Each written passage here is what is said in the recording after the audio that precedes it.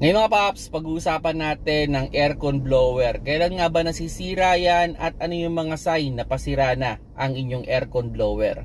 Hello mga paps, I'm Kuya Shin at ito ay naitanong lang din sa atin pero yung problema niya kasi is pag pinupukpok yung kanyang aircon blower, dun hindi umaandar. So medyo kakaiba pero normally pag ganun yung problema kasi pwedeng may problema ka sa connections, so kailangan mong i-disconnect and i-reconnect, or may problema yung wirings. Kasi on the idea, okay, pag pinukpok mo kasi yan yung motor at umandar o bumilis yung takbo, posibleng carbon brush yung problema. Pero yun nga, kailan nga ba nasisira yung ating aircon blower na yan? Okay, depende kasi yan dun sa paggamit natin sa ating aircon blower. Kung laging nakatodo yung aircon blower natin, pwedeng mabilis siyang masira. Pero kung mabagal naman, pwedeng mas less o mas magtatagal. Pero in a normal use, usually kaya niya magtagal up to 100,000 kilometers.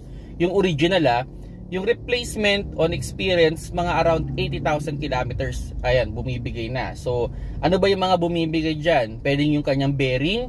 So pag umingay yan, pwedeng bearing. Kung sakali man na bumagal or huminto, pwede rin yung carbon brush.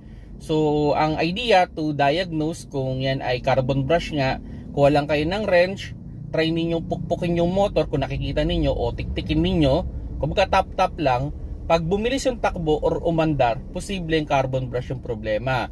On the idea mga paps, hindi na siya nire-repair, else nire-replace siya. Kaya yan, kung sakali man na maka-experience kayo na may senaryo kayo sa inyong aircon blower, humina yung takbo, try ninyong hanapin yung motor, itap ninyo ng mga several times, mga 5 to 10 times, parang tinitik-tik ninyo. Pag bumilis yung takbo nun, posible na carbon brush. And sana palitan nyo na sooner or later. Kasi eventually, hihinto na yan at mawawalan kayo ng aircon. So yun mga paps, sana nagkaroon kayo ng konting idea with regards aircon blower.